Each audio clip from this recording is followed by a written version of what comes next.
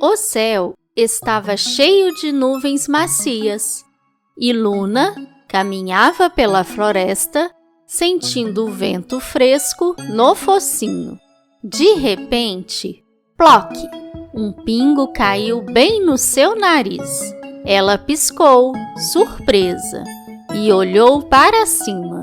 Logo vieram outros, mais e mais, caindo devagar, como se o céu estivesse brincando de desenhar pontinhos na terra.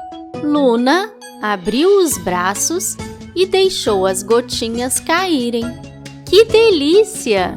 Disse rindo. Parece que a floresta está acordando. A cada passo, ela descobria algo novo.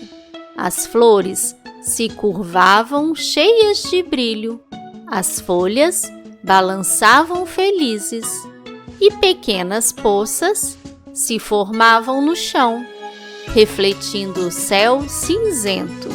Mais adiante, Luna encontrou um grupo de formiguinhas, correndo apressadas para se abrigar. Ela observou, sorrindo. Todo mundo tem seu jeito de brincar com a chuva.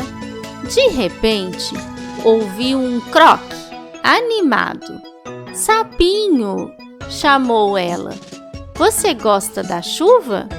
"É a minha parte preferida do dia", respondeu ele, saltando dentro de uma poça. Luna riu alto. Acho que o sapo e a chuva foram feitos um para o outro.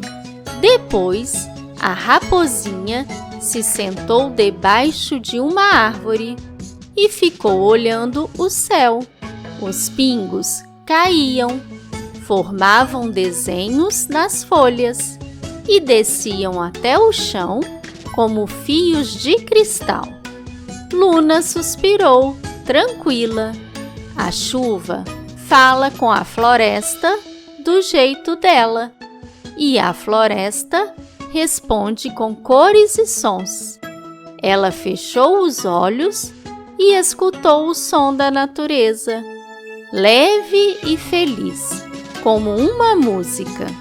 Se você também adora o cheirinho da chuva e as cores da natureza, venha se encantar com a turminha do Fabulicas no YouTube.